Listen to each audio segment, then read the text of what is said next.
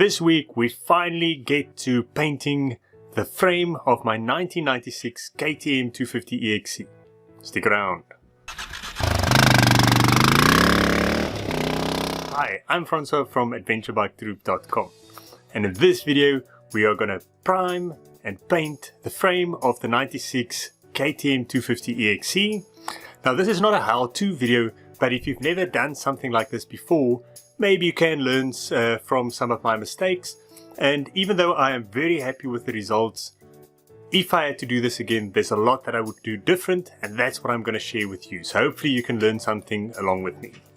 Now before I continue, I want to thank Francois Hubert, who sent me a whole lot of old KTM parts. There's a nice good chain, the front and rear sprocket, a brand new carb kit, and some plastics. So thank you, Francois, for the parts. I really appreciate the support. So let's get into the process of painting the frame. So after stripping the old paint with paint stripper and a wire wheel, I used etch primer just to protect it from flash rusting while I waited for the paint, for the 2K primer and top coat to be shipped. During this time I also put some temporary bolts in the bolt holes just to keep them clean for the spraying process. Before I started painting, I took some 80 grit paper just to lightly sand the edge primer to give the primer, the 2K primer, something to stick to. Then I took a piece of square tubing, stuck it through the stem and hung it from a steel cabinet and a ladder. I don't have a garage, so I had to do this outside. I also then stuffed some paper in the stem where the bearing races go in, just so that I don't have to clean it up again afterwards. So the paint I used is Plascon Touch Up. It's a custom spray solution. It's awesome paint this. Unfortunately, I can't recommend the place that I bought it from. It took 2 weeks for them to realize that they never shipped it after I tried to get a tracking number from them. But anyways, that's why I've been delayed quite a bit.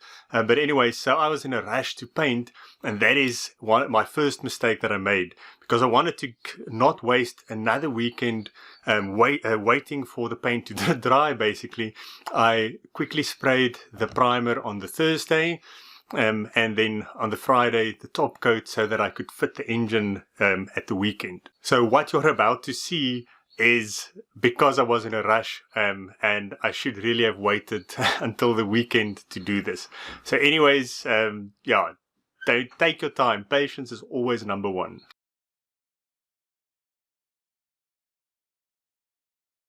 Okay, so how this works is there's this little plastic bit that you stick in the bottom of the can, and then you punch it to let the hardener mix with the rest of the paint, and then you shake it.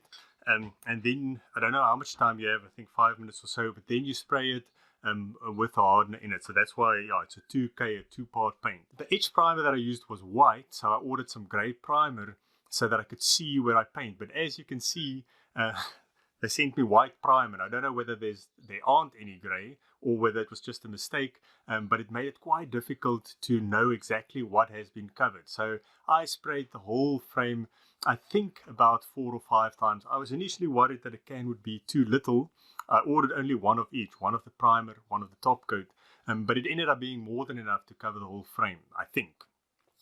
But definitely, I really did want grey instead of white to make it easier to see what I have painted. I also didn't want black because the top coat is black.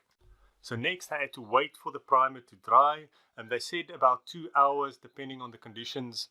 What you can do, what was suggested, and by the way, thank you, Rainer, for sorting out the order and sending it to me, and the advice. But what you can do is spray a separate piece of metal and then test that after 2 hours. So you take a piece of, say, 300 or 400 grit sandpaper, and it should make a fine powder instead of sticking to the paint. So once it makes that powder, you know it's dry enough for the top coat. I just left it overnight. I had some other stuff to do.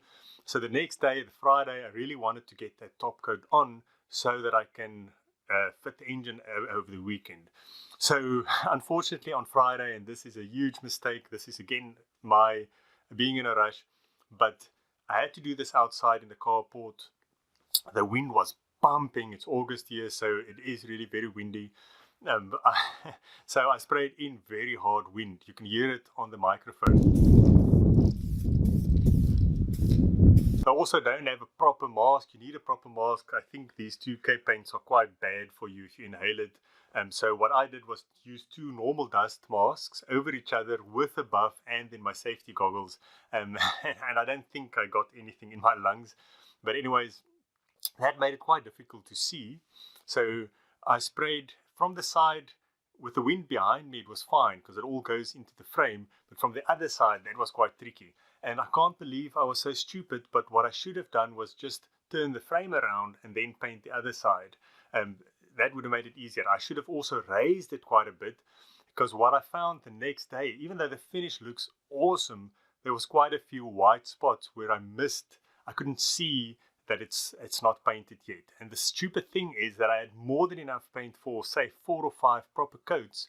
I ended up spraying stuff on my AG200 standing next to me just to empty the can, but I had some white spots left. So I know there's no excuse for it.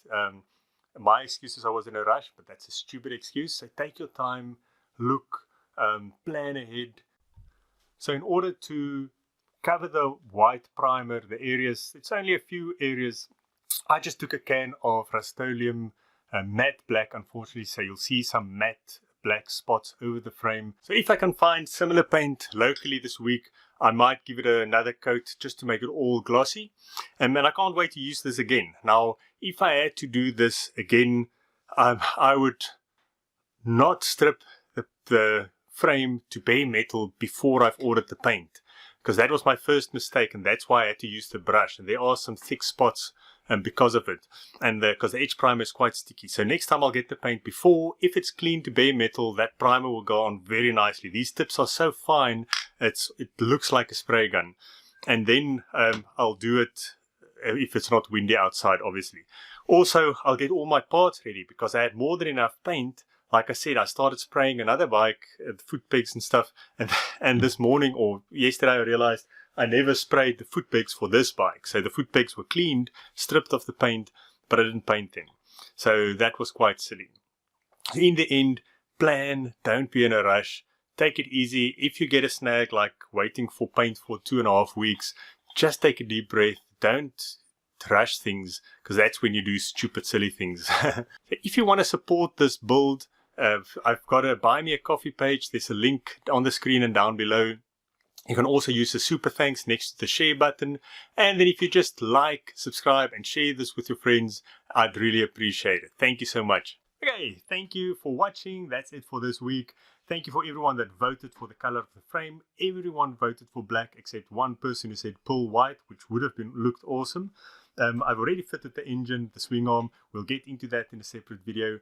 Thank you for watching, and please keep those comments coming. I really appreciate the support. Until next time, cheers.